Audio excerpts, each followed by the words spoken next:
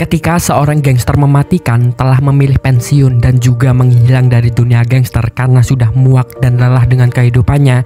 Namun dia terpaksa kembali karena keluarganya dibunuh. Penasaran dengan ceritanya? Ini dramanya.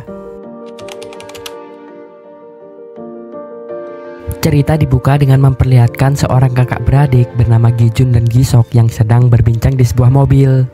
Sang kakak, Gi-jun, ternyata adalah seorang gangster dan setelah ini dia akan bertarung dengan kelompok gangster lain. Sebelum pergi dia memberitahu adiknya kalau dia sudah bilang kepada bosnya kalau adiknya diizinkan untuk segera bergabung ke kelompok gangsternya. Lalu terlihat dua grup gangster yang bersih tegang. Di situ mereka saling mengadukan pasukan terbaik mereka untuk buy one satu sama lain. Gi-hun pun tiba di sana dan ketika itu semua anggota grupnya yaitu grup Bongsan itu dikalahkan oleh lawannya. Gi-hun memang salah satu gangster terkuat di grupnya. Saat itu tanpa basa-basi dia pun langsung turun melawan siapa musuhnya. Dan benar saja setelah semua anggota grupnya dikalahkan oleh musuhnya, saat itu musuhnya kewalahan menghadapi Gi-hun yang memang sangat ahli berkelahi. Dia pun memenangkan pertarungan itu.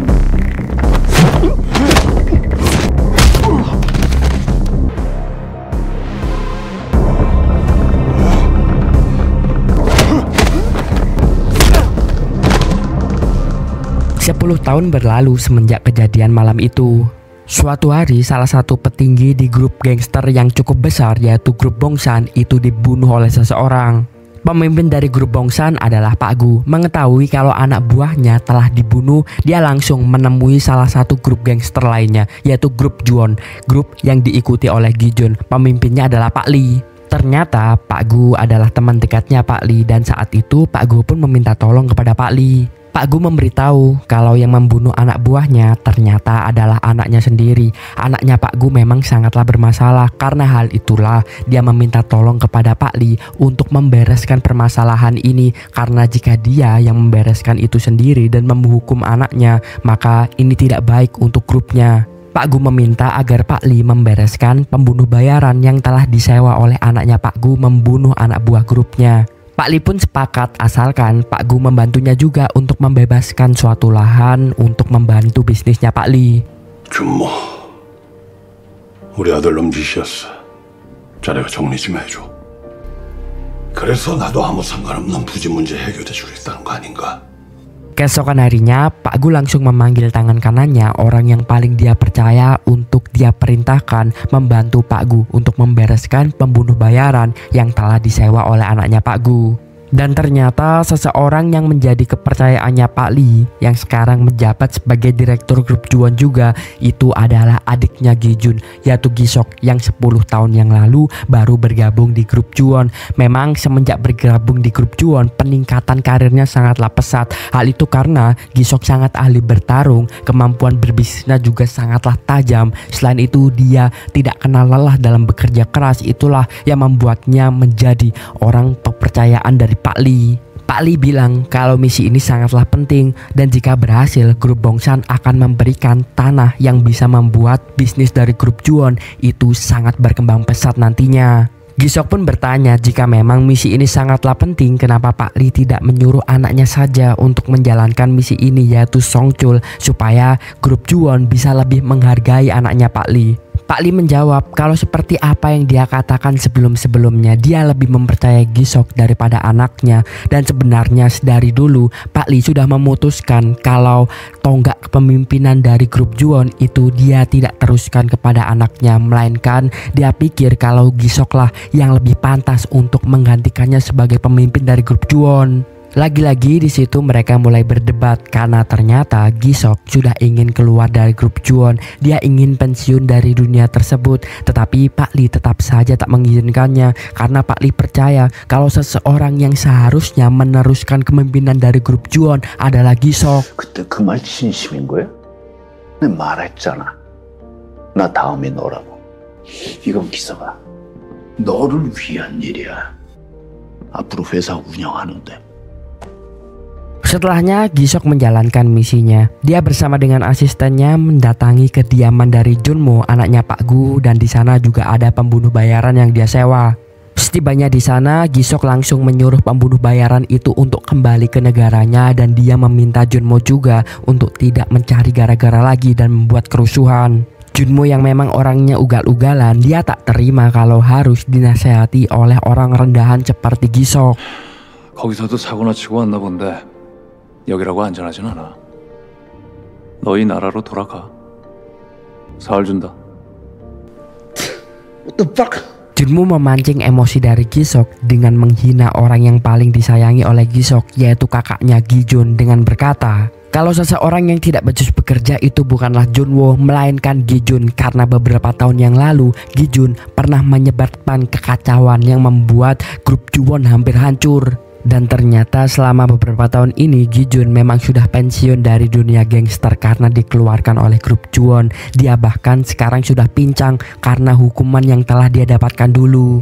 Karena kakaknya telah dihina sebagai orang pincang yang tidak berguna, Gisok tak bisa menahan amarahnya dan di situ dia pun langsung menghajar Junmo dan orang-orang di sana. 야, 남기서! 너 손 제대로 넘은 거 알지?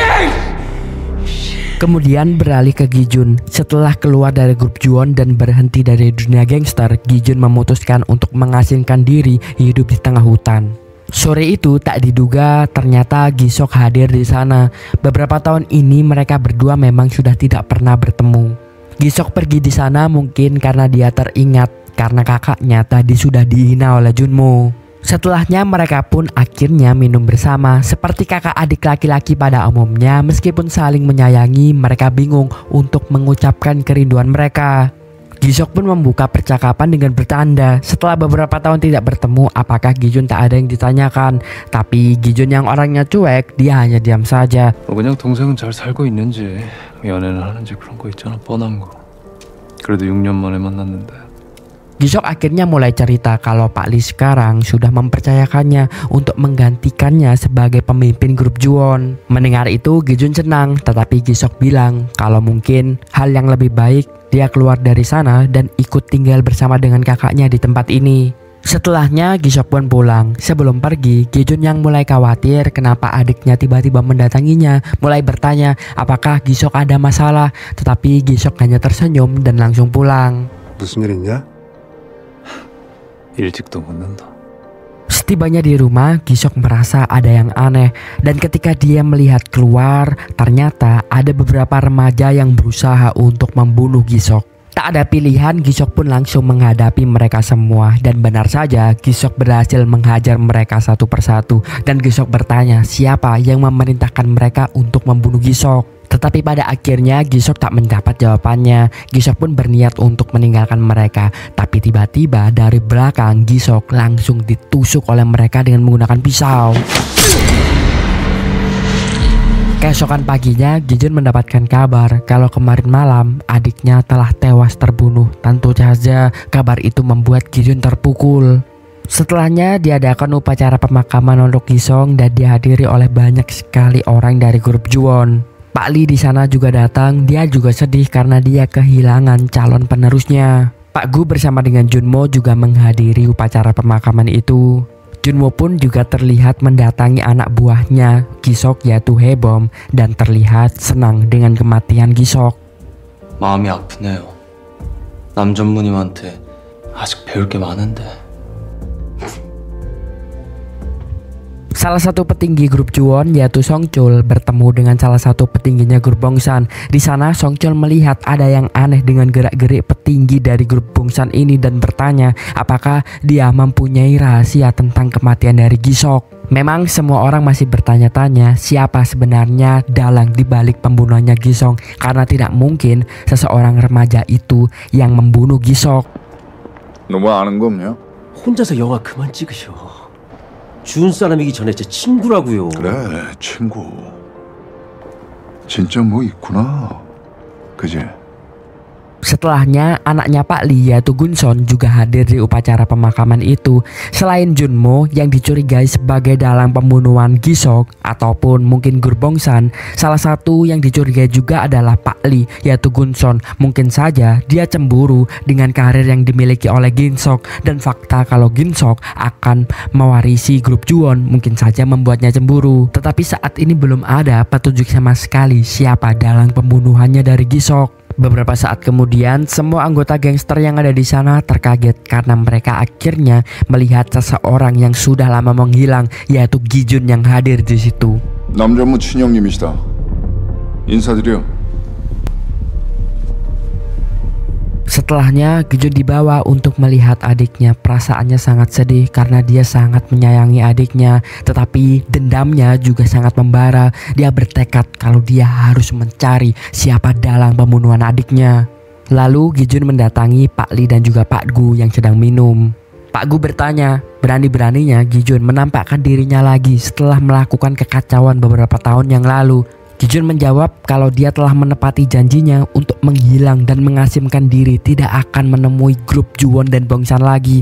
Tetapi Pak Lee tidak menepati janjinya, yaitu untuk menjaga adiknya. Gijun pun bertanya di antara mereka berdua apakah mereka ada yang tahu siapa dalang di balik pembunuh adiknya. Tetapi mereka berdua tak ada yang menjawab. Gyun sadar kalau dia harus menemukan siapa dalang pembunuhannya itu sendiri. 죽은 듯 살라 하셨는데 저는 약속을 지켰는데 회장님들은 그러지 못하셨네요. 기준아, 기준. Setelahnya Gijun pergi ke apartemennya Gisok untuk mencari petunjuk di sana. Tetapi Gijun tak menemukan apapun. Malahan dia menemukan buku milik Gisok yang isinya perkemahan di tengah hutan dan juga foto mereka berdua. Gijun pun jadi teringat apa yang dikatakan oleh adiknya kemarin tentang pensiun dari dunia gangster dan hidup bersama kakaknya di tengah hutan. Ternyata itu memang adalah keinginan benar-benar dari adiknya. Tetapi menyedihkannya, adiknya harus meninggal duluan. Keesokan harinya Gijun pergi ke kantor polisi untuk menemui tersangka yang menusuk adiknya, yaitu Hui Chan. Tanpa basa-basi, Gijun langsung bertanya kepada Hui Chan siapa yang menyuruhnya. Namun Hui Chan malah membercandainya. Gijun pun langsung pergi sambil berkata kalau dia akan menghabisi semua teman-temannya Hui Chan dan juga keluarganya Hui Chan. Kemudian selanjutnya adalah Hui Chan. 죄송합니다.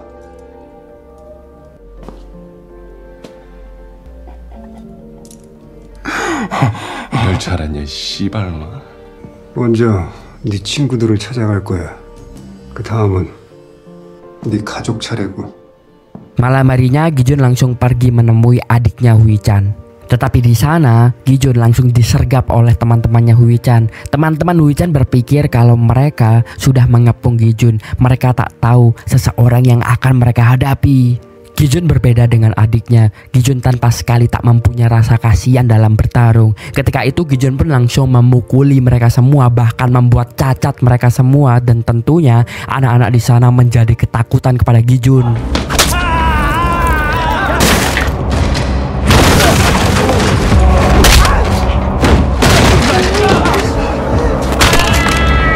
Setelah terhajar semua, Gijun pun menyiksa mereka dengan memukulinya, tetapi hasilnya tetap nihil. Gijun tak mendapatkan informasi apapun.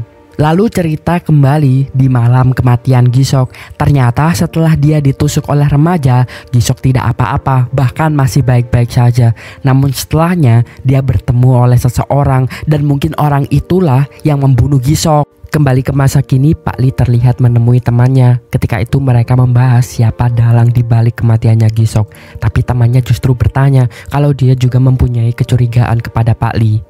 Karena mungkin saja Pak Lee lah yang menyingkirkan Gisok itu. Semenjak Gisok tidak ingin untuk meneruskan bisnisnya Pak Lee, mungkin saja Pak Lee berniat untuk menyingkirkannya. 최근에 남기석 전무가 회사를 떠나겠다고 말씀드렸다죠. 회장님한테. 그것 때문에 많이 서운하셨을 텐데. Keesokan harinya di kantor kepolisian terlihat para detektif dan juga para jaksa di sana membahas mengenai kematian Gisok. Mereka khawatir kalau kematiannya Gisok ini bisa membuat kekacauan yang sangat besar. Hal itu karena kejadian ini sama seperti yang terjadi 11 tahun yang lalu yang juga membuat kekacauan yang sangat besar di kota. Jadi dulu ceritanya di kota ini ada grup gangster yang sangat besar diketuai oleh Pak Oh, yaitu grup Oh. Dan dulu sebelum pecah, Pak Li ketua grup Juon sekarang dan juga Pak Gu ketua grup Bongsan itu ternyata satu anggota yaitu di grup gangster Oh. Dan grup gangster Oh ini pecah karena pewaris dari grup gangster Oh yaitu anaknya Pak Oh itu dibunuh dalam suatu malam. Karena itulah kasus kematiannya Gisok yang juga merupakan calon pewaris dari grup gangster Juon ditakutkan oleh para polisi itu akan menyebabkan peperangan antar gangster 그 lagi. 밑에 2인자였던 이주은과 구봉산이 쿠데타를 일으킨 거죠. 그때 쿠데타를 촉발시켰던 사건이 바로 그의 아들 오승원의 죽음이었습니다. 저 때처럼 후계로 여겨지던 남기석이 죽었으니까 또 전쟁이 날 수도 있다. Di dalam rapat tersebut terlihat juga ada Genson, anaknya Pak Li, dan ternyata Genson itu adalah seorang jaksa. Mungkin ini alasan sebenarnya kenapa Pak Li itu lebih mempercayakan Gisok untuk menjadi penerus pemimpin dari grup Juon daripada anaknya sendiri. Bukan karena anaknya tidak memiliki kemampuan, melainkan karena anaknya itu adalah seorang jaksa. Setelah rapat, Gunson ditemui oleh atasannya. Atasannya bilang kalau dia tahu selama ini Gunson sudah dikucilkan oleh keluarganya, bahkan tidak dianggap oleh ayahnya. Karena itulah atasannya memberikan kesempatan kepada Gunson untuk membuktikan dia ada di pihak mana, pihak kejaksaan ataukah pihak keluarga ayahnya, dengan cara atasannya memberikan tanggung jawab penyelesaian masalah ini kepada Gunson. 자기한테 기회를 한번 주고 싶어? 노선 확실히 정해서 제대로 올라갈 기회. 이번 남기석 사건 맡아서 잘 운전해봐. Kembali ke Gijun setelah menghajar semua teman-teman dan juga menangkap adiknya Hui-chan, Gijun mengancam Hui-chan. Tentu saja Hui-chan ketakutan karena dia menyayangi adiknya. Sebab itulah Hui-chan pun langsung menceritakan siapa yang menyuruhnya untuk membunuh Gisok. Jadi ada sebuah forum di internet, nama forum itu adalah Makam. Dan di forum Makam inilah Hui-chan mendapatkan misi untuk membunuh Gisok. Imbalannya adalah uang yang sangat banyak. Tapi Hui-chan tak tahu siapa yang memintanya karena pemintanya seseorang yang anonimus. Hui-chan pun memberitahu kalau dia juga disewakan seorang pengacara. Mungkin Gijun kalau ingin memperoleh informasi bisa langsung menanyai pengacara tersebut. 무덤방이라고 있어. 나 같은 가출팸 부려먹고 뽀찌 주는 그런 방. 무덤방 그 씹새들이 변호사 하나 붙여줬거든. 잡아서 직접 물어봐. 내가 불러줄게. Gijun pun langsung mendatangi pengacara itu. Wajah dingin dan tampang berbahaya Gijun langsung membuat pengacara itu ketakutan dan menceritakan apa sebenarnya forum Makam ini. Jadi singkatnya, forum Makam ini seperti layaknya aplikasi pengantar makanan, layaknya seperti Gojek, yaitu mengirim makanan. Bedanya, yang dikirim bukanlah makanan, melainkan hal-hal kriminal seperti permintaan untuk membunuh seseorang ataupun hal-hal kriminal yang lainnya. Karena memang kegiatannya merupakan tindakan-tindakan kriminal, karena hal itulah perusahaan Makam tersebut harus menyewa seorang pengacara, sehingga pengacara ini bukanlah bagian dari forum Makam. Pengacara itu pun langsung memberikan kartu nama CEO dari forum Makam, dan jika memang Gijun ada yang ingin ditanyakan lebih baik langsung pergi ke kantornya saja. 지었는데 감옥은 가기 싫은 사람, 돈만 주면 없는 죄도 만들어서 어디든 갈 사람, 이렇게 수요하고 공급이 생기면 무덤방이 얘네를 연결하는 거죠. 못 믿겠으면 그 회사 가서 직접 한번 물어보세요. 진짜로요. Setelahnya Gijun langsung pergi ke kantor Makam. Di sana dia bilang kalau dia ingin bertemu dengan CEO mereka yaitu Pak Sim. Tapi para pegawai di sana malah tidak mengizinkannya. Karena hal itulah Gijun langsung menghajar mereka semua. 얼른 이 새끼 꺼내서 치우라고.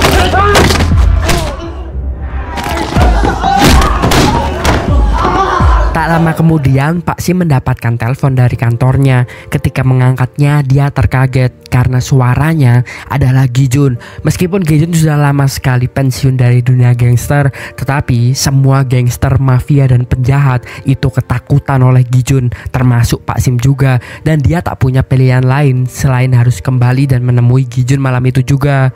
Beberapa saat kemudian Pak Sim tiba di kantornya. Setibanya di sana, Pak Sim melihat kalau semua anggotanya itu sudah dihajar oleh Gijun.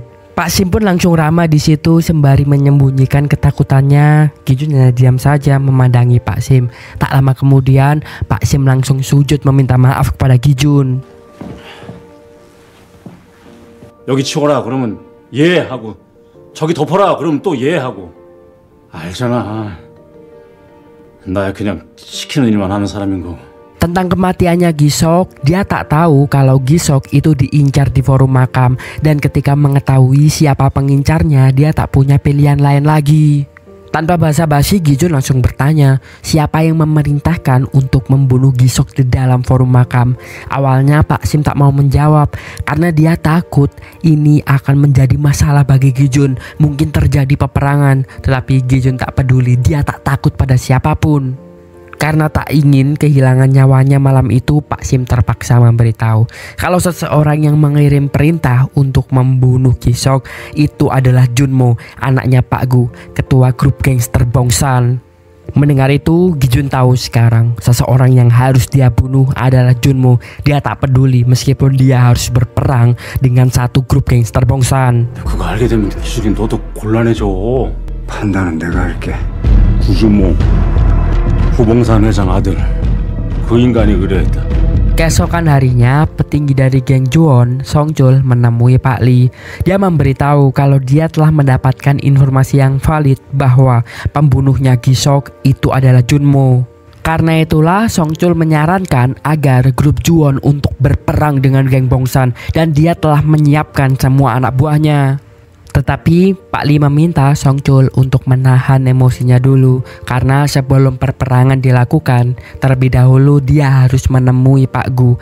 Di tempat lain, Pak Sim ditemui oleh petinggi geng Bongsan yaitu Kim dan memarahinya karena telah memberitahu Gijun kalau Junmo lah yang memerintahkan untuk membunuh Gisok. Tetapi Pak Sim langsung marah balik ke Kim karena yang mereka bicarakan ini adalah Gijun dan mau tidak mau dia harus memberitahukan informasi ini karena Kim juga tahu kalau Pak Sim itu tidak memberikan informasinya malam kemarin pasti dia akan kehilangan nyawanya. Nyatanya Gijun ini memang orang yang sangat berbahaya dan semua gangster pasti tahu kalau Gijun sudah mengamuk, tak ada seseorang pun yang bisa menghentikannya. 그럼 내가 뭘 어떻게 하라고? 남기지 않는데 내가 뭘 어쩌라고. 지금 말이라고 씹새끼가. 그런 니들은 남기준을 감당할 수 있어 새끼들아? Kemudian Pak Li menemui Pak Gu. Pak Li membuka pembicaraan dengan membahas peraturan yang telah mereka buat 11 tahun yang lalu semenjak ketua gangster Oh meninggal dan mereka berdua bubar menjadi 2 grup gangster. Dulu mereka sama-sama sepakat kalau tidak ada yang mengganggu grup gangster satu sama lain. Dan jika ada yang terbukti mengganggu grup gangster satu sama lain, maka seseorang tersebut harus mempertanggungjawabkan perbuatannya. Mendengar itu Pak Gu bingung karena dia tak tahu kenapa Pak Li tiba-tiba membahas peraturan yang mereka buat dulu ini. Akhirnya Pak Li pun memberitahu kalau dia telah mengumpulkan semua bukti-bukti dan seseorang yang telah membunuh calon penerusnya yaitu Gisok adalah anaknya Pak Gu yaitu Junmo. 상대방을 걷는 자는 반드시 대가를 치러야 한다는 규칙. 누구든지 일을 저질렀으면 대가를 치러야 해. 목숨으로 치르든 그에 맞는 다른 걸 내놓든. 설령 그게 자네 아들이라도 예외는 아니란 말이야. Mendengar itu Pak Gu benar-benar syok karena dia memang benar-benar tidak tahu kalau seseorang yang memerintahkan untuk membunuh Guncok itu adalah anaknya. Pak Gu pun langsung bilang kepada Pak Li supaya Pak Li tidak macam-macam dengan anaknya atau menyentuh anaknya. Namun Pak Li hanya membalas, pilihannya sekarang hanya ada 2. Antara yang pertama, Pak Gu mengikuti peraturannya dan menghukum anaknya sendiri dalam artian membunuh anaknya sendiri, atau yang kedua, memilih berperang dengan grupnya Pak Li. 자네도 사실을 아닌 이상 뭔가를 해야겠지 아니? 할 수밖에 없겠지. 자네 아들을 규칙에 맡기든 아니면 나랑 전쟁을 치르든. Tak lama ternyata Pak Li juga mengundang Gijun. Gijun pun langsung duduk di sana yang membuat Pak Gu juga ketakutan karena dia tahu seberapa berbahayanya Gijun. Gijun pun bertanya apakah Pak Gu ada sangkutannya juga dengan kematian adiknya. Namun dari jawabannya Gijun langsung tahu kalau Pak Gu tidak tahu apa-apa. Namun Gijun juga tahu juga kalau Pak Gu tidak akan mengikuti aturan dengan membunuh anaknya sendiri. Karena hal itulah mau tidak mau Gijun yang harus membereskannya sendiri, yaitu membunuh anaknya Pak Gu. 그럼 아무것도 하지 마시고 그냥 지켜만 보세요. Setelah Gi-jun pergi, Pak Gu langsung memohon kepada Pak Lee untuk memaafkan anaknya dan dia rela memberikan apa saja, bisnisnya, asetnya, ataupun yang lainnya. Tapi Pak Lee sudah tak mau. Satu-satunya yang dia mau adalah Junmo untuk mempertanggungjawabkan perbuatannya, yaitu dengan membunuh Junmo. Kemudian Pak Gu pun langsung mendatangi Junmo dan menghajarnya di sana, bertanya kenapa Junmo sampai melakukan ini semua. Junmo hanya menjawab kalau alasannya dia membunuh Gi-sok karena Gi-sok telah menghinanya. Mendengar alasan bodoh itu tentu saja membuat Pak Gu semakin marah, tetapi dia sangat menyayangi anaknya. Karena hal itulah dia harus melindungi anaknya. Pak Gu meminta setelah ini Junmo harus menuruti semua perintahnya jika Junmo masih ingin hidup, karena Junmo tak tahu seberapa berbahaya orang yang dihadapi, yaitu Gi-jun. 남기준한테 죽기 싫거든. 지금부터 숨 쉬는 것까지 내 허락만 둬. 알겠어? Songchol menemui Pak Lee lagi dan meminta Pak Lee untuk segera memerintahkan berperang dengan Gurbongsan. Tapi Pak Lee masih ragu karena pikirnya perperangan dengan geng Bongsan itu akan menderita banyak sekali kerugian. Tapi Songchol mengingatkan lagi kalau Pak Lee tak boleh diam saja karena semua anggota geng Juwon akan marah jika mengetahui pembunuhnya Gi-sok itu sama sekali tidak dihukum sama sekali. Pembicaraan itu didengar oleh Gunson yang ternyata selama ini memang sudah menyadap ruangan itu. Ketika di luar, Songchol bertemu dengan Haebom bawahannya Gi-sok dulu. Haebom bilang dia ingin menemui Pak Lee untuk memberitahu kecurigaannya kalau mungkin saja yang membunuh Gi-sok adalah Junmo, karena di hari terakhir Gi-sok meninggal dia sempat menghajar Junmo. Songchol langsung memberitahu kalau Pak Lee sudah tahu pembunuh dari Gi-sok adalah Junmo dan buktinya juga sudah ada. Namun sekarang Pak Lee memerintahkan geng mereka untuk diam dulu. 알고 계셔. 구준모 지신. 우린 그냥 윗선 결정 따르면 되는 거야. 너 명심해. 지금 네 위치가 어딘지. Mendengar itu, Haebom langsung marah karena bagaimana bisa geng mereka diam saja ketika mengetahui kalau pembunuh Gi-sok itu adalah Junmo. Dalam hati, Songchol sebenarnya juga ingin berperang. Namun apa daya, Pak Lee sudah memerintahkan mereka untuk tetap diam sementara. Karena merasa Haebom tak menghormati atasannya, Songchol terpaksa harus memukul Haebom di sana. Tak lama Genson datang untuk menghentikan mereka. Genson pun bertanya kepada Songchol, apakah memang benar kerugiannya akan lebih besar jika mereka berperang. Mendengar itu Songchol tahu kalau obrolan mereka sebelumnya telah disadap. 실장님은 어떻게 생각하세요? 진짜 득보다 실이 많습니까? Setelahnya Haebom langsung menemui Gi-jun dan bilang kalau dia ingin membantu Gi-jun menemui Junmo dan membunuhnya karena dia tak bisa mengikuti perintahnya Pak Lee untuk diam saja. Kemudian mereka berdua secara bersama langsung berusaha mencari Junmo. Mereka pergi ke forum makam untuk menyewa jasa di sana mencari keberadaan di mana Junmo. Untungnya forum makam tersebut benar-benar berguna karena tak lama kemudian Junmo diketahui keberadaannya.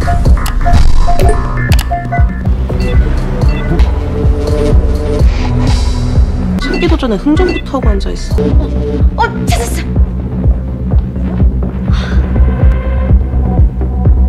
Di tempat lain, Pak Gu terlihat menemui seorang pembunuh bayaran memintanya untuk membunuh Gi-jun.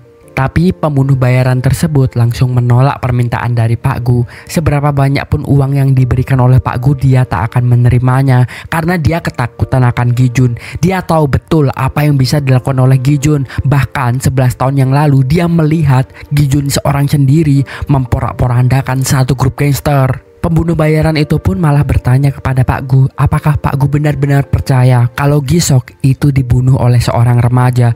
Pertanyaan itu masuk akal. Tidak mungkin Gi-sok dibunuh begitu mudah. Mungkin saja ada dalang lain di balik kematiannya Gi-sok. Karena hal itulah Pak Gu langsung menyuruh anak buahnya menyewa detektif untuk menyelidiki seperti apa kasus ini. 믿으십니까? 남기석 애들이 한 짓이라는 거 믿으시냐고요? 그게 정말 말이 된다고 생각하세요? Pak Gu yang juga ketakutan akan Gi-jun, dia langsung menelpon anak buahnya untuk segera menyuruh mengamankan anaknya Junho. Beberapa saat kemudian, Kim langsung menemui Junho memintanya untuk ikut dengannya pergi ke rumah tersembunyi yang aman. Namun Junho yang bocah tolol, dia tak mengindahkan permintaan dari Kim dan malah menantang, mengira kalau Gi-jun ini bukanlah siapa-siapa. Meskipun Kim terus menjelaskan betapa berbahayanya Gi-jun, Junho tak mau percaya juga. Bahkan tangan kanannya Pak Gu juga ada di sana untuk langsung menyeret Junmo. 아버지가 가라고 하면 내가 그냥 가야 돼? 준모, 양평으로 옮겨라. 말 안 들으면 패서라도 끌고 가라. 회장님 지시입니다. 이식적 너 미쳤냐 이씨. Namun semuanya sudah terlambat karena Gi-jun sudah tiba di sana. Tanpa basa-basi, Gi-jun langsung menghajar mereka semua. Dengan cepat, semua anaknya Pak Gu langsung dikalahkan oleh Gi-jun. Bahkan Gi-jun sempat memukul Junmo, tetapi tangan kanannya Pak Gu langsung menghadang Gi-jun dan mengajaknya duel by one.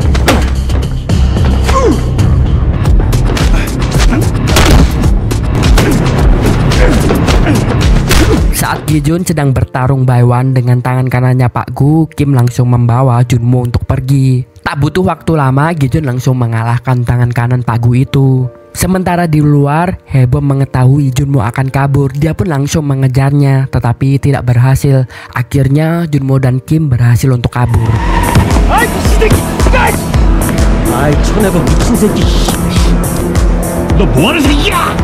Kembali ke Pak Song, setelah mengetahui kalau ruangannya telah disadap, dia langsung mencari penyadap yang telah ditaruh oleh Gensong. Setelah menemukannya, Pak Song langsung menemui Gensong dan bertanya kenapa Gensong memberitahu dirinya kalau dia telah menyadap ruangan tersebut. Gensong bilang kalau dia setuju dengan apa yang dikatakan oleh Pak Song, kalau grup Juwon tak bisa berdiam diri saja atas kematiannya Gi-sok.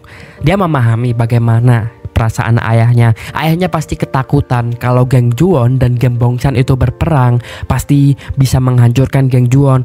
Tetapi Gensong menganggap ini sebagai peluang. Geng Juwon bisa saja merenggut semuanya dari geng Bongsan jika geng Bongsan dihancurkan. 구준모가 죽는 건 전쟁을 의미하니까 당연히 두렵겠죠. 당신이 세운 모든 게 한 번에 무너질까 봐. 근데 전 지금이 기회로 보여요. 봉산을 완전히 무너뜨리고 모든 걸 차지할 기회. Keesokan harinya, Kim sudah berhasil membawa Junmo ke rumah tersembunyinya. Junmo yang penasaran, dia pun bertanya, memangnya seberbahaya apa sih Gi-jun itu? Kenapa semua orang sampai takut kepadanya? Kim yang sudah sangat lama menjadi bawahannya Gi-jun dan dia sangat mengenal Gi-jun, dia menceritakan seberapa berbahayanya Gi-jun. Jadi, kelompok gangster mereka menganggap Gi-jun sebagai seorang dewa. Cerita ini dimulai sejak beberapa puluh tahun yang lalu. Suatu hari, kelompok gangster mereka yang dulu masih dipimpin oleh Pak Oh berkonflik dengan kelompok gangster Busan. Saat itu, Pak Lee dan juga Pak Gu yang masih menjadi tangan kanannya Pak Oh diminta untuk bertemu. Mereka diberi misi untuk menguasai pelabuhan Busan karena mereka ingin berbisnis dengan pihak Jepang.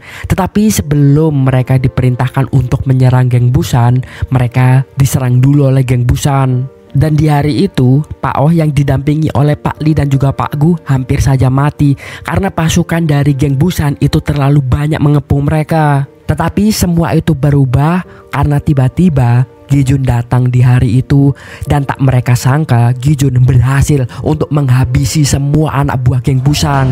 최대한 버텨봤지만 무리였습니다. 무너지기 직전이었어요. 그때 남기준이 나타났습니다.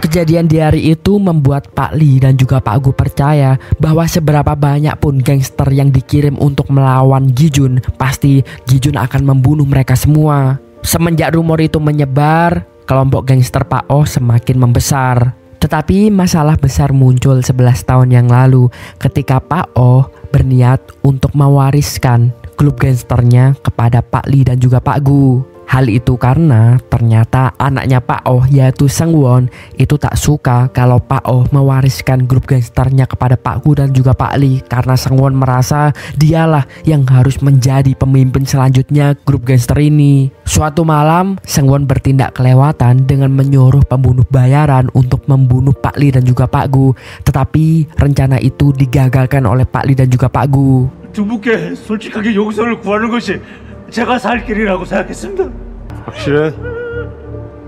회장 아들이 청부한 게? 예. 몇 번을 말해.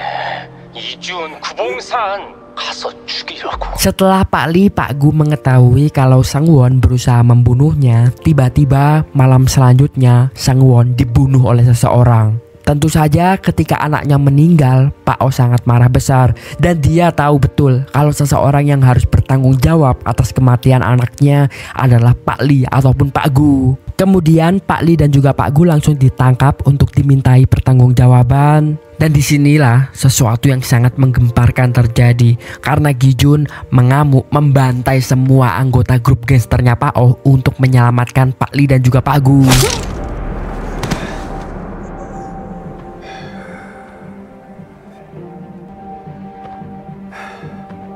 Gi-jun pun mengaku kalau dialah pelaku yang membunuh anaknya Pak Oh. Tetapi bodyguardnya Pak Oh tak percaya, tak mungkin Gi-jun yang melakukan itu. Dan dia tak tahu alasannya kenapa Gi-jun sampai melakukan ini semua. Akhirnya Gi-jun berhasil untuk menyelamatkan Pak Li dan juga Pak Gu. Dan di malam itu Pak Oh pun akhirnya terbunuh. Semenjak kejadian malam itu, grup gangster Pak Oh bubar dan menjadikan grup gangster Bongsan dan Juwon yang dipimpin masing-masing oleh Pak Li dan juga Pak Gu. Dan malam itu jugalah peraturan kelompok gangster mereka dibuat. Siapapun yang membuat kekacauan, dialah yang harus menanggung akibatnya. Dan Gi-jun adalah korban pertama dari aturan itu. Akibat kekacauan yang dibuatnya, tendon Achilles kakinya harus dipotong, yang membuat dia pincang sampai sekarang. Dan karena hal itulah, sekarang semua gangster menakuti Gi-jun. Bahkan Pak Li dan juga Pak Gu mungkin takut terhadap Gi-jun karena mereka tahu betul kalau Gi-jun bisa seorang diri menghancurkan kelompok gangster. 모든 걸 얻게 해준 사람이지만 원인 제공자이기도 하다. 그래도 공은 있으니 어쩌면 남기준이 둘이었을지도 모르죠. 이주은도 구 회장님도요. Kemudian Kim pergi meninggalkan Junmo untuk balik ke kota. Saat ditinggal oleh Kim, Junmo tiba-tiba ngide untuk menelpon seorang pembunuh bayaran dari Jepang memerintahkan mereka untuk membunuh Gi-jun. Di tempat lain, setelah menyuruh kemarin malam anak buahnya menyelidiki kematian Gi-sok, anak buahnya akhirnya mendapatkan informasi kalau ada yang janggal dari kematiannya Gi-sok. Dan mungkin saja seseorang yang membunuh Gi-sok bukanlah remaja-remaja yang disuruh oleh Gunmo itu. 구준모인 거 다 알면서도 더 이상 관여하지 말라 하셨습니다. 회장님한테 기석이 형은 그냥 그 정도였던 거예요. Malam harinya, Kim menemui Gi-jun. Meskipun sekarang mereka berdua sudah bermusuhan, Kim masih sangat menghormati Gi-jun sebagai atasan dan juga temannya dulu. Kim mengingatkan kalau dia memang tahu seberapa kuatnya Gi-jun. Namun, yang Gi-jun lawan sekarang adalah seluruh anggota grup gangster Bongsan. Tapi tetap saja, Gi-jun tak takut sama sekali. Dia pun bertanya, kenapa Kim memintanya bertemu saat ini. Kim langsung mengeluarkan secarik kertas dan dia memberitahu kalau dalam secarik kertas tersebut ada lokasi di mana Junmo berada. 봐도 여기 숨어 있어 구준모. 나라고 평생 도망만 치며 살 순 없잖아. 괜찮아. 나 어차피 회사 그만둘라 그랬어. 공사. Setelah mendapat itu, tak lama Gi-jun langsung pergi ke lokasi itu. Di dalam mobil, Kim merasa bersalah karena memberikan lokasi itu kepada Gi-jun karena ternyata lokasi itu adalah jebakan. Sebelumnya, Junmo telah meminta Kim untuk memberikan lokasi jebakan itu kepada Gi-jun untuk membunuh Gi-jun di lokasi tersebut.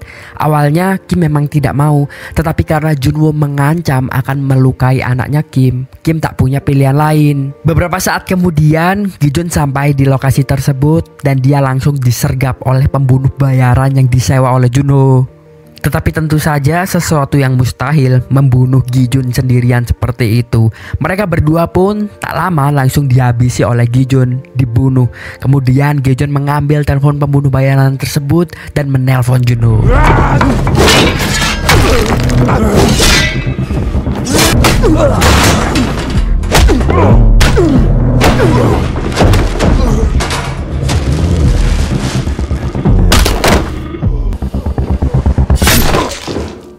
Ketika menyadari kalau pembunuh bayarannya sudah dibunuh oleh Gi-jun dan dia langsung mendengar suaranya Gi-jun, di momen itulah Junmo benar-benar sadar kalau orang yang dia hadapi sekarang adalah orang yang sangat mengerikan. Lalu cerita kembali ke masa lalu lagi, di tragedi kematian anaknya Pak Oh.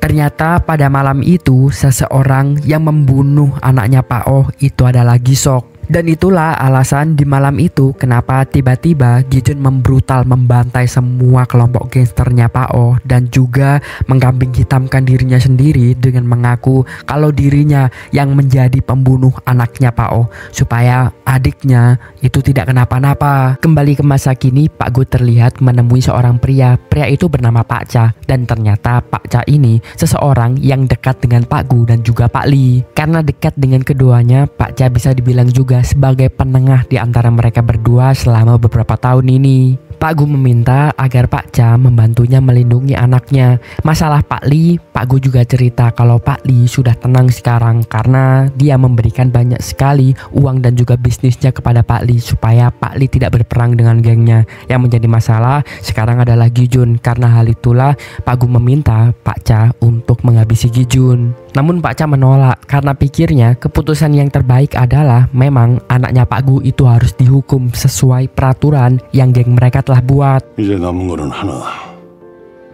남기준이야. 남기준만 죽으면 다 끝나. 그렇게 만든 규칙을 그 규칙을 지켰어야죠. 어떻게 해서든 방법을 찾아. 11년 전처럼 다시 피바다 되는 걸 보기 싫으면. Keesokan harinya, Junmo yang belum menyerah, dia menelpon lagi seorang pembunuh bayaran. Kali ini adalah seorang mantan juara tinju. Sementara itu, sehabis kemarin malam bertarung keras dengan pembunuh bayaran menyebabkannya mendapat banyak luka-luka. Dia pun mendatangi teman dokternya. Lalu Gi Jun ditelepon oleh teman gangsternya dulu yaitu Pak Byong yang bilang kalau dia akan membantu Gi Jun juga. Dan seharusnya geng mereka itu berperang melawan geng Bongsan karena Gisok telah dibunuh oleh anaknya geng Bongsan. Tak diduga Junmo yang tahu kalau Pak Byong itu mempunyai kedekatan dengan Gi Jun saat itu Junmo di sana dan tanpa pikir panjang Junmo langsung membunuh Pak Byong.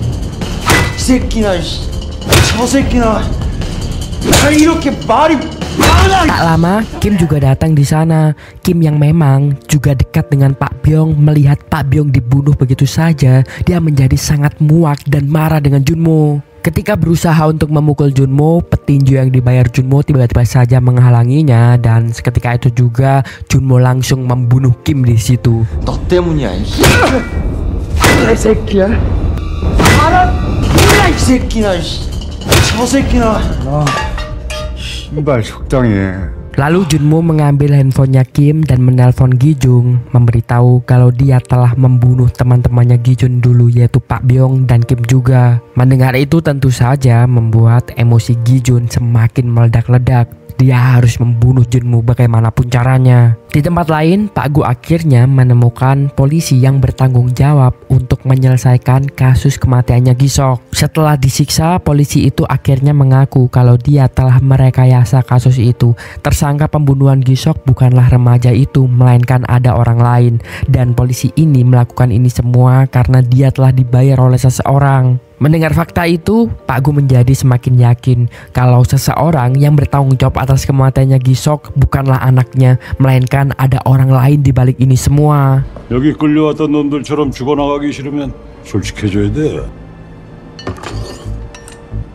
Malam harinya Junmo semakin menggila. Dia memanggil semua preman-preman jalanan yang ada, pembunuh bayaran yang ada. Ketika semuanya sudah hadir, Junmo bilang kalau setelah ini dia akan menggantikan ayahnya menjadi pimpinan dari grup gangster Bongsan. Junmo berjanji semua orang yang ada di sini akan dia masukkan menjadi grup gangster Bongsan dan juga memberikan mereka semua uang yang sangat banyak asalkan mereka semua menyelesaikan satu misi pada malam ini, yaitu membunuh seorang pria bernama Gi Jun. Mereka semua yang ada di sana ketawa karena mereka tak tahu siapa seseorang yang akan mereka hadapi. 간단해요. 여기로 손님이 하나 올 거예요. 그분을 제 앞으로 데려와 주세요. 잡아오는 사람이 저 가방을 가지는 겁니다. 죽이지만 마세요. 그건 제 몫이거든요. Beberapa saat kemudian Gi Jun datang di tempat itu. Dia hanya seorang diri dan hanya membawa tongkat baseball. Gi Jun mulai masuk ke rumahnya dan sudah ada puluhan preman yang menunggunya di sana. Awalnya Gi Gi-jun membiarkan siapapun yang tidak ingin bertarung untuk pergi. Tetapi semua preman itu malah tertawa dan mengira kalau mereka hanya melihat seorang bapak-bapak sendirian di sana. Tanpa basa-basi, Gi-jun pun langsung mulai menghajar mereka satu persatu.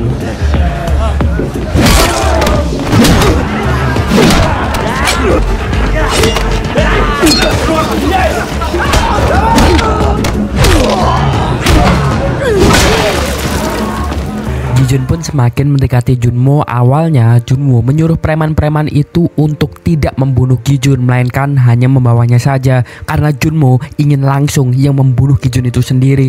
Tetapi setelah melihat Gi-jun sebrutal itu, Junmo menjadi ketakutan dan langsung menyuruh premannya untuk membunuh Gi-jun di tempat. Gi-jun sempat terhambat karena dia melawan preman yang sangat berotot. Tetapi itu bukan halangan baginya. Pada akhirnya Gi-jun pun berhasil melumpuhkan preman berotot itu.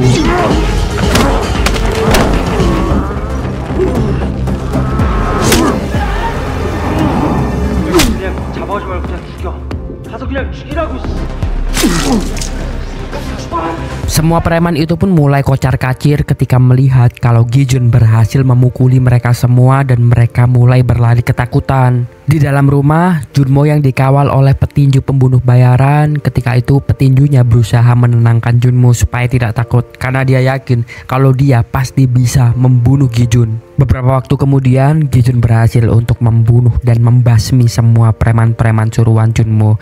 Dia pun mulai memasuki rumahnya Junmo dengan tatapan yang sangat mematikan dan wajahnya penuh darah. Dia pelan-pelan mendekati Junmo. Setelahnya, Gi-jun harus menghadapi petinju yang disewa oleh Junmo. Awalnya, Gi-jun kewalahan karena dia telah lelah melawan puluhan orang sebelumnya.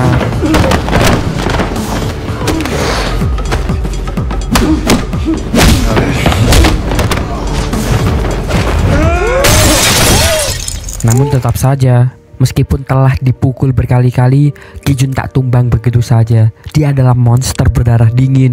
Dia pun langsung balik menyerang petinju itu dan kali ini dia berhasil membunuhnya.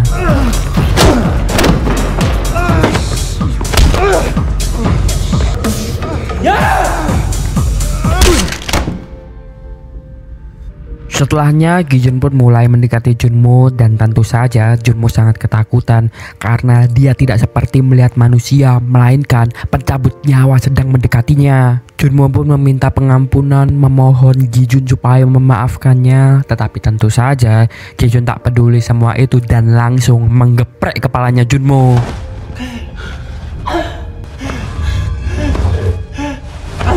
네 동생이 살아 돌아와?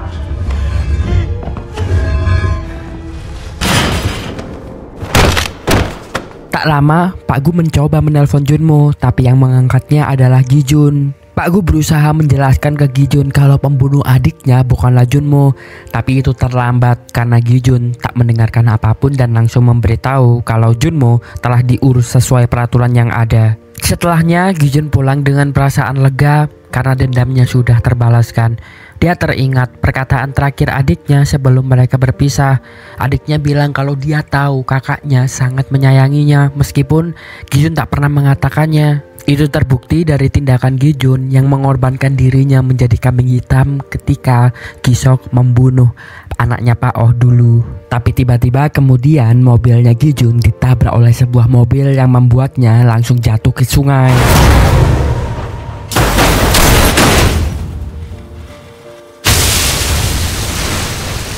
Seseorang yang sengaja menabrak Gi-jun tadi adalah seorang pria bernama Kaneyama. Kaneyama pun melaporkan kepada seseorang yang memerintahnya, entah siapa, kalau misinya untuk menghabisi Gi-jun telah berhasil.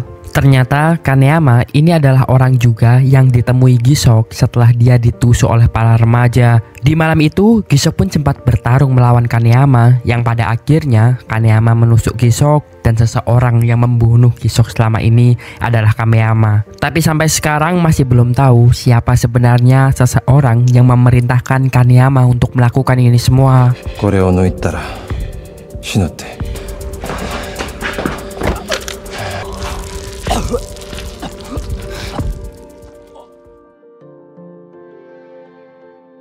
Keesokan harinya, tim SAR mengevakuasi mobil Gi-jun yang terjatuh di sungai dan mereka mendapat laporan kalau mayatnya Gi-sun itu telah tenggelam di dalam sungai. Tetapi untungnya Gi-jun masih belum meninggal. Dia terdampar di pinggiran sungai. Untungnya dia ditemukan oleh Haebom yang mencarinya. Haebom pun langsung membawa Gi-jun pergi ke dokter untuk dirawat. Setelah mengetahui kabar kalau kemarin Junmo telah meninggal dan setelahnya Gi-jun tertimpa kecelakaan yang membuatnya meninggal juga, Pak Gu langsung mengajak Pak Lee untuk bertemu. Setibanya di sana, Pak Lee bertanya apa yang ingin disampaikan oleh Pak Gu. Pak Gu langsung memberikan secari kertas dan bilang kalau itu adalah bukti bahwa Pak Lee lah yang merencanakan ini semua.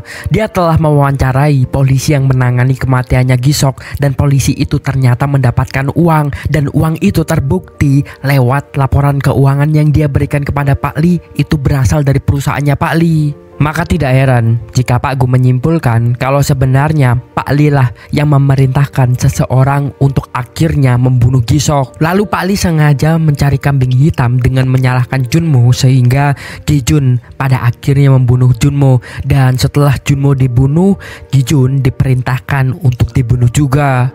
준모 짓을 꾸면 남기석 제끼고 남기준 끌어들여 준모 처리하고 마지막으로 남기준까지 죽인 다음에 그 잘난 검사들한테 전부 물려줄 계획이었겠지.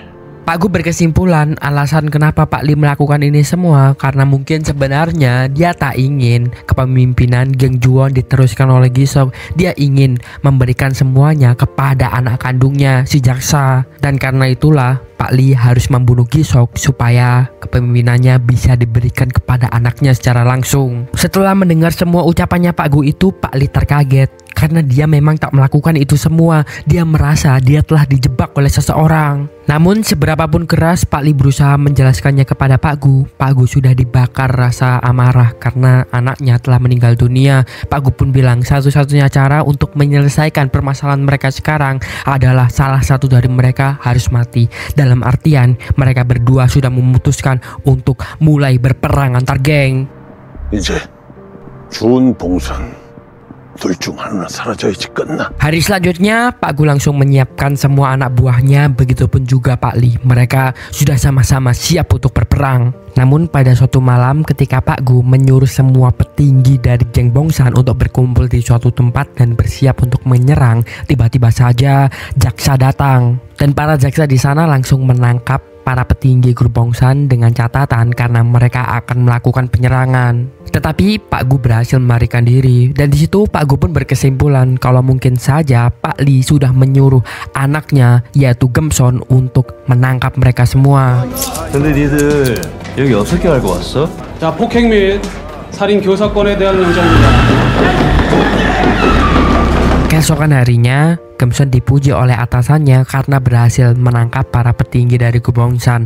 Tetapi atasannya masih ragu kalau Gemson ini memihak pihak kejaksaan karena grupnya ayahnya masih belum ditangkap. Sampai tiba-tiba Gemson menunjukkan surat perintah kalau dia akan segera menangkap geng ayahnya juga yaitu geng Juwon. Itu menunjukkan keberpihakan Gemson kepada pihak kejaksaan. 구봉산 다음은 제 아버지 차례입니다. 각오는 검사복 처음 입을 때부터 돼 있었습니다. Kemudian terlihat Pak Lee yang menemui Pak Cha dan ternyata memang benar Pak Lee sama sekali tak ingin konflik dengan Pak Gu grup Bongsan. Dia dijebak, dia tak pernah menyuruh anaknya untuk menangkap grup Bongsan. Dia juga tidak pernah membayar seorang detektif kepolisian untuk seolah-olah merekayasa kematiannya Gemsok. Dan karena hal itulah Pak Lee pikir kalau pelakunya pasti adalah Pak Cha.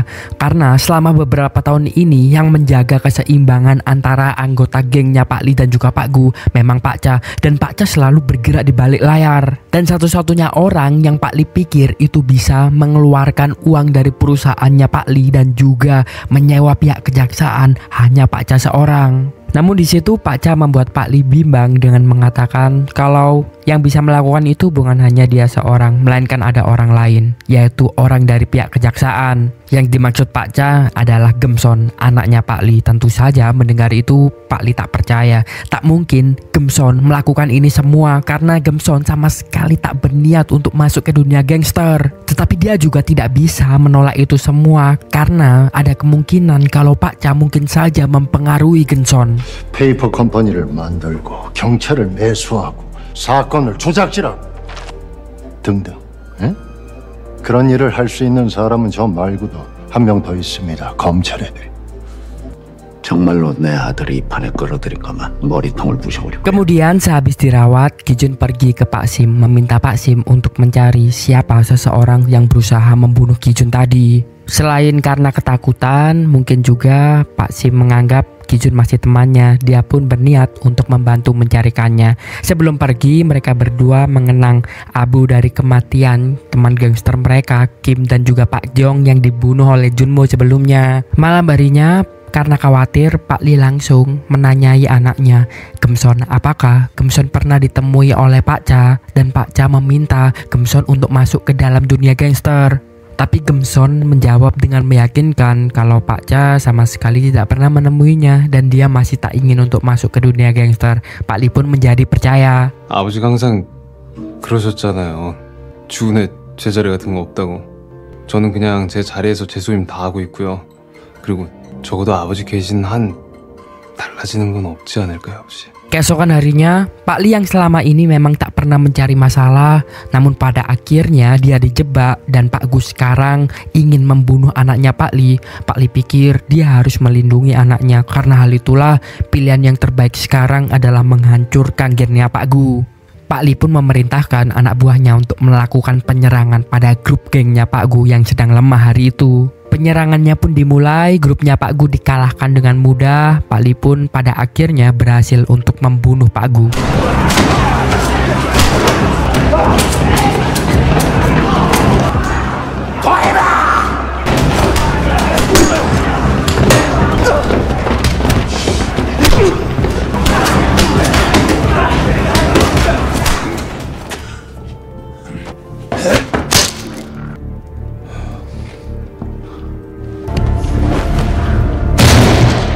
Berita itu tersebar, Pak Cha terlihat senang. Bahkan dia sudah menunjuk seseorang untuk menggantikan Pak Gu memimpin geng Bongsan. Keesokan harinya, Pak Gu terkaget karena Gijun menemuinya. Pak Gu pikir Gijun sudah meninggal. Gijun pun bertanya apakah Pak Gu yang merencanakan untuk membunuh dirinya. Tetapi Pak Gu langsung menjelaskan kalau ada seseorang yang sangat berpengaruh di dunia gangster yang tidak dikenal oleh Gijun. Namanya adalah Pak Cha. Jadi Pak Cha ini adalah anggota polisi. Dia mengenal mereka karena dulu ketika Ketua Oh masih hidup, Pak Cha adalah seorang polisi yang membantu grup gangster mereka melegalisasi bisnis mereka. Karena bertahun-tahun bekerja sama bahkan sampai grup Ketua Oh bubar, itulah yang membuat Pak Cha bisa sangat dekat dengan Pak Gu dan juga Pak Lee. 네가 모르는 사람이 하나 있다. 지금의 이 판을 만든 게 기준이 너라면 네가 떠나고 난 뒤에 이 판을 유지하고 조율한 사람. 우린 그를 김 선생이라고 부른다. Meskipun jarang terlihat, tetapi sebenarnya Pak Cha mengendalikan sebagian besar konflik-konflik antar gangster dari belakang layar. Salah satunya adalah kejadian 11 tahun yang lalu yang menyebabkan grup gangster Ketua Oh itu bubar, yaitu kejadian ketika Gisok membunuh anaknya Ketua Oh. Dulu Gisok masih bukan siapa-siapa dan tidak mungkin Gisok membunuh anaknya Pak Oh jika tidak dipengaruhi oleh orang lain. Pak Lee pun langsung menunjukkan rekaman Pak Cha yang dia sampaikan kepada Gisok kalau anaknya Pak Oh itu berencana untuk membunuh Gijun, dan alasan itulah yang membuat Gisok langsung membunuh anaknya Pak Oh. Padahal itu semua hanya tipuannya Pak Cha saja. Dan sama kejadian seperti 11 tahun yang lalu, kejadian sekarang ini semua juga rancangan dan perintah dari Pak Cha seorang. Setelah mendengarkan semua itu, sekarang Gijun tahu siapa seseorang yang harus dia bunuh selanjutnya, yaitu adalah Pak Cha. 어디로 가면 됩니까? 그 인간 만나려면. 그놈은 내가 끌어내주마.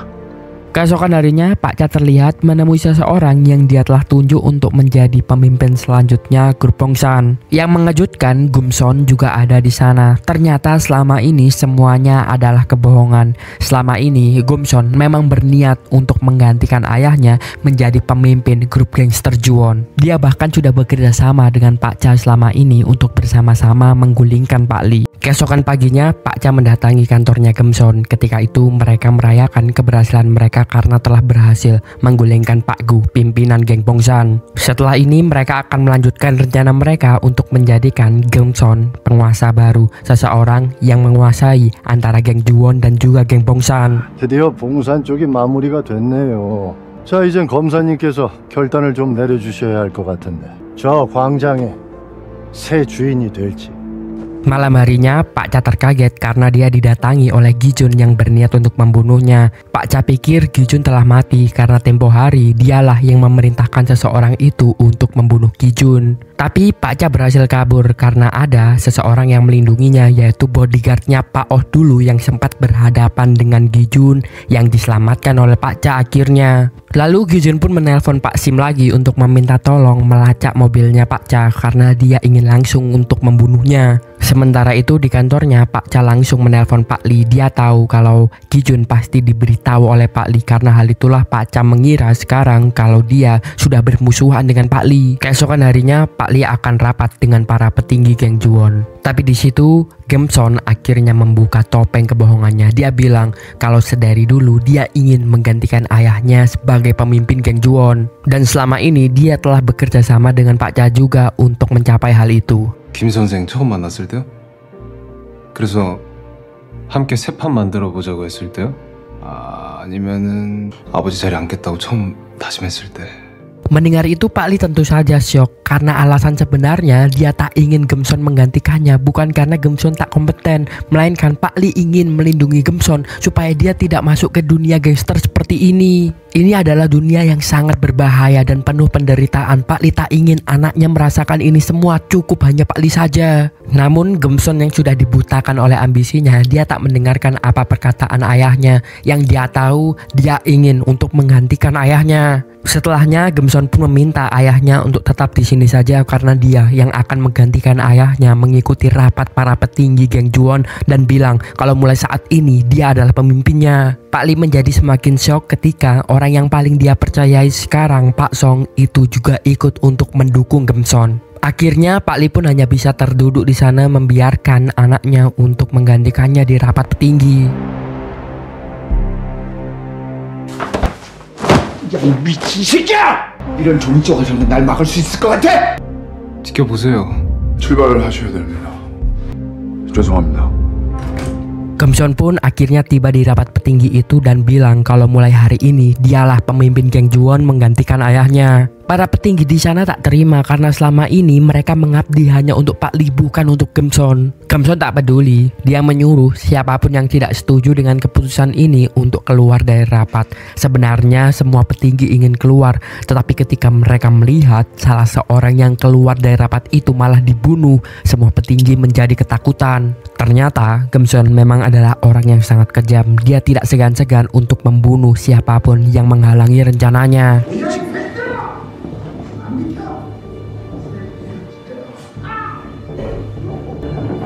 전 아버지랑 다릅니다.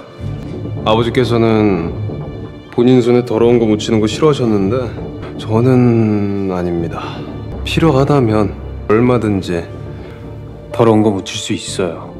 Di rumahnya, Pak Lee tiba-tiba didatangi oleh Pak Cha yang sudah membawa pisau. Tapi saat itu Pak Lee juga membawa pistol. Akhirnya mereka berdua pun bertarung. Namun Pak Lee harus tertusuk dan Pak Lee akhirnya berhasil dibunuh oleh Pak Cha.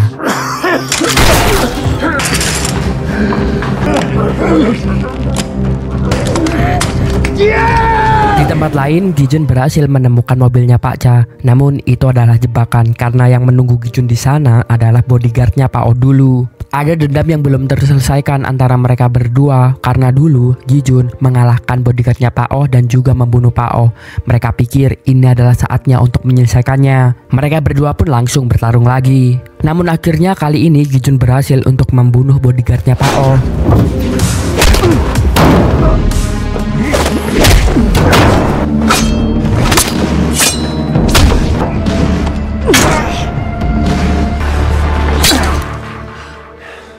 Setelahnya Gi-jun diberitahu kalau Pak Cha sedang ada di rumahnya Pak Lee. Gi-jun pun segera menuju ke sana. Tetapi setibanya di sana, Gi-jun sudah melihat Pak Lee dalam kondisi tewas. Dan tiba-tiba polisi sudah mengepungnya di sana dan menangkapnya karena dia dikambing hitamkan sebagai pembunuhnya Pak Lee. Setelahnya, Gemson mengetahui kalau ayahnya telah meninggal. Tentu dia sedih karena dia tak ingin ayahnya meninggal dunia. Yang dia inginkan hanya menggantikannya saja. Lalu, Gemson yang memang sudah menyadap ruangan ayahnya mendengarkan sebenarnya apa yang terjadi ketika ayahnya meninggal dunia.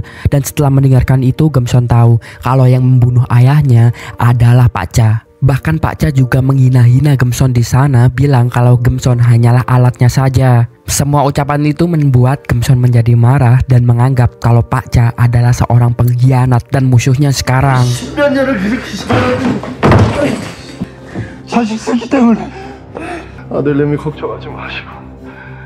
Di kantor polisi, Pak Cha akhirnya mengaku kepada Gi-jun kalau apa yang terjadi 11 tahun yang lalu dan juga kematian dari adiknya itu semua adalah rencananya Pak Cha, tetapi bersama dengan orang lain juga. Namun Pak Cha tidak memberitahu siapa orang lain yang ikut merencanakan hal ini juga. Namun setelah mendengar itu semua, Gi-jun tahu siapa seseorang yang seharusnya dia bunuh. Setelahnya Gi-jun dibawa untuk dipindahkan dari kantor polisi ke penjara. Tetapi dalam perjalanan, Gi-jun memberontak dan berusaha untuk kabur. Sebenarnya dia kewalahan untuk menghadapi petugas penjaganya, tapi tiba-tiba Pak Sim datang untuk menolong Gi-jun.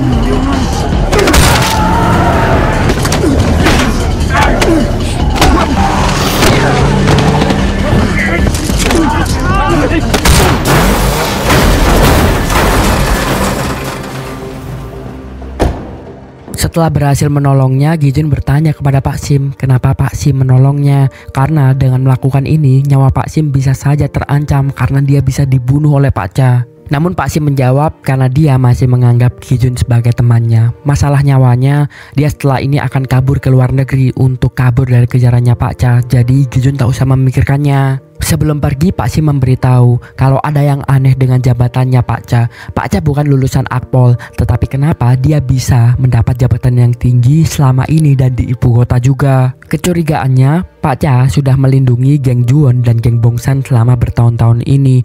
Dan mungkin uang dari geng tersebut masuk ke pihak kepolisian juga. Dan hal itulah yang membuat Pak Cha bisa mempertahankan jabatannya selama ini. Sekarang Gi-jun tahu kalau pihak kepolisian juga mendukung Pak Cha, tetapi dia tidak takut. Satu-satunya tujuannya sekarang adalah tetap membunuh Pak Cha.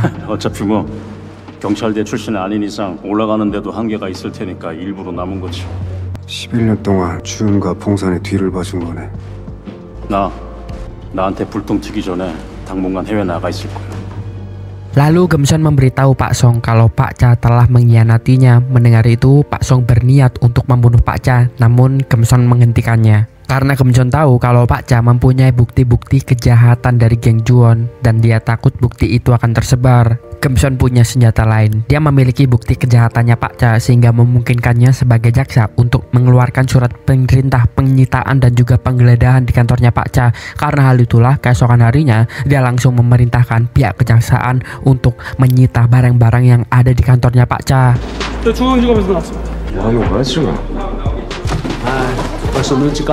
Setelah diberitahu oleh temannya kalau kantornya digeledah kantor kejaksaan, Pak Cha pun panik. Dia langsung menelpon Gemson sebenarnya apa yang terjadi. Tanpa basa-basi, Gemson langsung bilang kalau sekarang dia sudah tahu pembunuh ayahnya bukanlah Gi-jun, tetapi adalah Pak Cha. Seperti biasanya, Pak Cha berusaha memanipulasi dengan berbohong, namun Gemson sudah tahu sifat buruknya Pak Cha dan dia tahu kalau semua kesalahpahaman ini yang membuat adalah Pak Cha. Maka jika benar kalau pembunuh ayahnya adalah Pak Cha, Pak Cha tak punya pilihan lain selain harus membunuh Gemson juga. Dia pun langsung menelpon pembunuh bayaran kepercayaannya yaitu Kaneyama. Mengejutkannya, Gemson sudah menemui Kaneyama lebih dulu. Dan alasan kenapa Kaneyama selama ini mau diperintah oleh Pak Cha karena Kaneyama adalah seorang buron dan Pak Cha sebagai polisi itu berjanji melindungi Kaneyama. Namun di situ Gemson bilang kalau dia sebagai jaksa juga lebih bisa melindungi Kaneyama daripada Pak Cha. Karena hal itulah Kaneyama sekarang lebih memilih untuk membantu Gemson. 죽여줄 사람들이 있습니다. 제가 한국 살게 도와드릴게요. 카네야마나 시마네가 아니라 김길록으로. Kemudian cerita beralih kembali ke beberapa bulan yang lalu. Di sini diceritakan kalau ide untuk membunuh Gisok itu awalnya berasal dari Gemsok, bukan dari Pak Cha. Hari itu Genson yang mempunyai bukti kejahatan Pak Cha meminta Pak Cha untuk mau bekerja sama dengannya. Sedari awal bahkan tanpa dipengaruhi oleh Pak Cha, Genson memang mau untuk menggantikan ayahnya. Bahkan ambisinya lebih besar, dia ingin menguasai geng Juwon dan juga geng Bongsan. Dan dia tahu satu-satunya cara untuk membuat dua geng tersebut hancur adalah dengan mengadu domba mereka, yaitu dengan cara membunuh Gisok. Dalam pertemuan itu akhirnya Pak Cha menyetujui untuk kerjasama dengan Genson. Namun yang tidak Genson ketahui, semua pembicaraan Genson tentang dia yang berambisi untuk menguasai geng Juwon dan geng Bongsan, dan juga tentang dia yang berniat untuk membunuh Gisok itu direkam. Dan Pak Cha sudah berencana untuk menjadikan rekaman itu sebagai senjatanya di hari nanti. 저는 주은이랑 봉산 둘 다 원합니다. 주은과 봉산을 합치고 그 자리에 앉으려고. 다시 말씀드리지만 저는 주은이랑 봉산 둘 다 원합니다. Kembali ke masa kini, Pak Sim pergi ke pelabuhan berusaha untuk kabur dari Korea karena dia tidak ingin dibunuh oleh Pak Cha. Saat di mobil, dia melihat fotonya dulu dengan teman gengnya dulu, membuatnya jadi teringat akan kenangan indahnya dulu saat semua teman-temannya masih hidup. Ada Gijun juga di sana, Pak Song dan juga yang lainnya. Tapi tiba-tiba Pak Sim diserang oleh seseorang dan dia pun terbunuh di malam itu. Ternyata seseorang yang memerintahkan untuk membunuh Pak Sim malam itu adalah Gemson.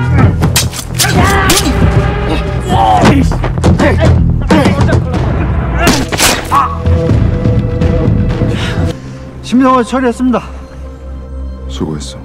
Di tempat lain, Gijun tiba-tiba didatangi oleh Kaneyama yang sudah disuruh oleh Gemson untuk membunuh Gijun. Mereka pun bertarung di sana. Kaneyama memberitahu kalau dialah pembunuh bayaran yang diperintahkan untuk membunuh Gisok malam itu. Mereka pun lanjut bertarung dan fakta kalau Kaneyama yang membunuh adiknya membuat Gijun sangat marah. Pada akhirnya Gijun pun berhasil untuk membunuh Kaneyama.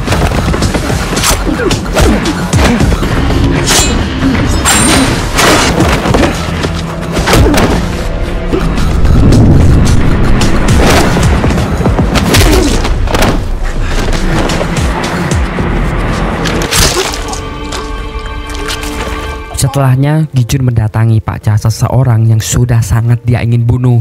Mengetahui kalau Gijun di sana, Pak Cha tentu saja ketakutan dan ketika pertama kali bertemu dengan Gijun, dia langsung menembak Gijun. Tapi Gijun tak mati begitu mudah. Pak Cha di situ langsung menawarkan Gijun untuk menjadi pemimpin selanjutnya geng Juwon. Namun Gijun tak mau hal itu. Dari dulu dia memang tidak mempedulikan soal jabatan itu. Yang dia mau sekarang adalah menghabisi nyawanya Pak Cha. Pak Cha pun juga terheran dengan Gijun. Semua orang ingin untuk menjadi pemimpin geng gangster. Kenapa Gijun yang mempunyai kemampuannya dia malah tidak mau? Padahal kalau dia mau, dari dulu dia sudah bisa menjadi pemimpin.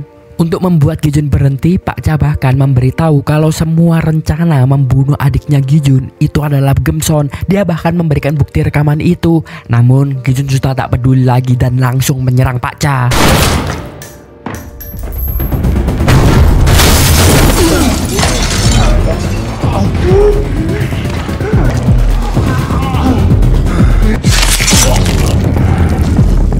Pada akhirnya Gijun pun berhasil untuk membunuh Pak Cha. Hatinya sedikit lega, tapi ini belum selesai. Karena sekarang dia tahu orang terakhir yang harus bertanggung jawab atas kematian adiknya adalah Gemson. Setelahnya Gijun pergi ke upacara pemakamannya Pak Lee. Semua orang ketakutan melihat Gijun saat itu karena mereka pikir Gijun akan menghabisi Gemsok. Tapi ini bukan harinya karena dia masih menghormati Pak Lee. Dia tak ingin membunuh anaknya di hari upacara pemakamannya. Gijun pun bertemu dengan Genson dan bertanya kenapa Genson sampai melakukan ini semua. Jawab Genson karena dia ingin menjadi pemimpin geng Juwon dan geng Bongsan. Mendengar itu, Gijun tak habis pikir, tak menyangka kalau Gemson rela melakukan ini semua hanya demi sebuah jabatan itu.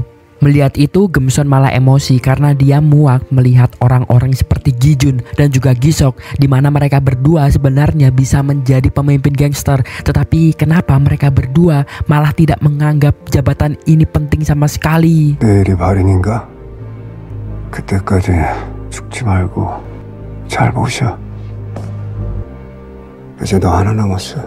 Setelahnya, Gijun pun pergi ke tempat pemakamannya Pak Lee dan juga teman-teman gangsternya dulu. Sekarang semua teman gangsternya dulu telah meninggal, termasuk adiknya juga. Di situ Gijun bilang kalau dia akan segera menemui mereka semua di alam baka.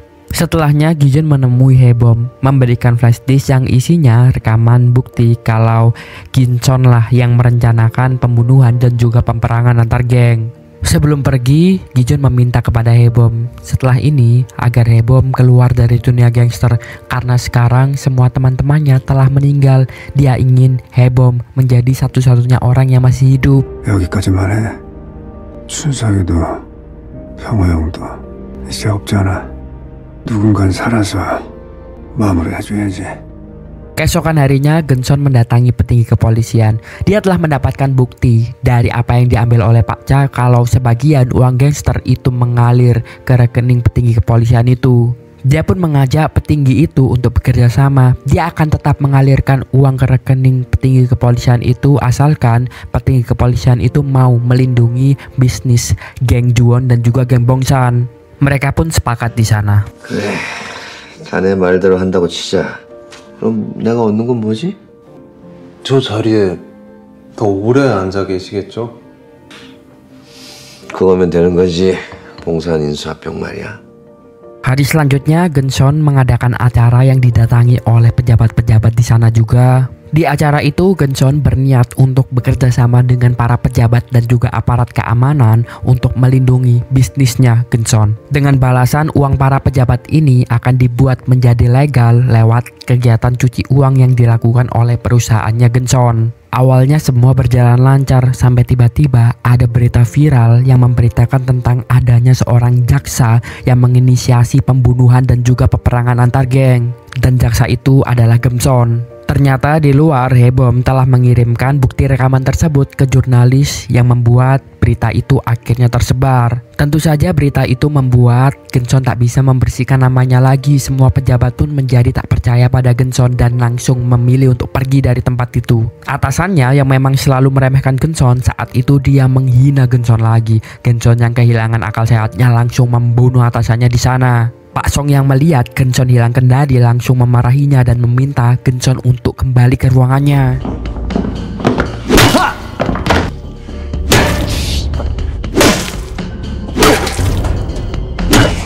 그만 가시죠.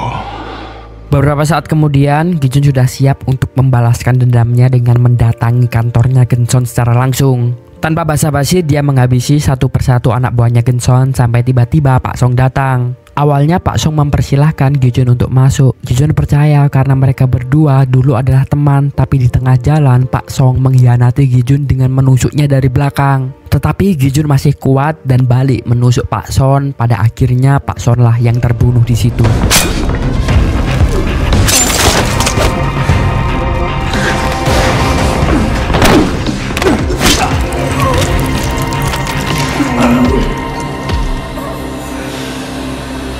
Akhirnya Gijun pun sampai di ruangannya Ginson. Gijun langsung duduk di sana. Gijun bertanya, bagaimana rasanya setelah berhasil duduk di kursi yang sama seperti ayahmu? Ginson menjawab, setelah semua hal yang dia lakukan untuk mencapai posisi ini, ternyata rasanya tak seindah yang dibayangkan. Semuanya sia-sia. Gijun pun membalas, pada akhirnya semua akan menjadi hampa. Karena dunia ini penuh ketakutan dan ketidaktenangan. Dan itulah kenapa alasan ayahmu tak ingin kau masuk ke dunia ini. Setelah semua basa-basi itu, Gijun langsung mengeluarkan pisaunya. Ginson yang ketakutan langsung menembak Gijun. 아이 씨발 진짜 그러니까 내가 하지 말라 그랬잖아요.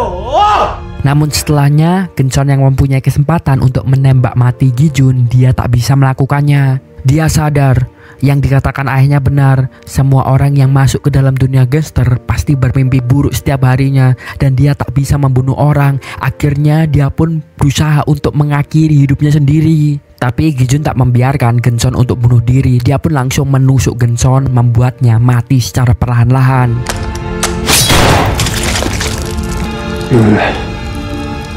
그렇게 죽을 적이 없어.